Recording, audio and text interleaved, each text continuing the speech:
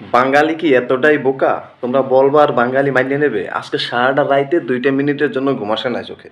যে তুই ঘুমাও না একা? তোর ঘুমাইতে নিষেধ করছে কেডা? ভাই ঘুমাইতে কেউ নিষেধ করে নাই। ঘুম আসে না একটাই কারণে, সেটা হলো ১২০ বল ১৩৬ রান। এইটা সারাটা দিন সারাটা রাত আজকে মাথায় ভিতরে ঘুরপাক খাচ্ছে। কারণ হচ্ছে এটা চেঞ্জ করা কোনো ধরনের ঘটনা ছিল না, কারণ খেলাধুলা তো বাঙালিদের শিখাইতে হইব না। একটা বড় ধরনের স্কোর হয় ইন্ডিয়ার সাথে ১৬৮ রান, সেটা চেঞ্জ করার মতো ছিল, কিন্তু ইন্ডিয়া একটা বড় দল, সেক্ষেত্রে ওরা একটু দুর্বল হয়ে গেছে, সেটা মাইনে নেছে বাঙালি। কিন্তু ১২০ বলের ৩৬ রান এটা কোনোভাবেই কেউ মাইনে নিতে পারতেছে না। আমি তো পারতেছি না, আর কারা কারা পারতেছে না আমি জানি না। এই ৩৬টা রানের জন্য আজকে বাঙালি এশিয়া কাপ থেকে বিচ্ছিন্ন।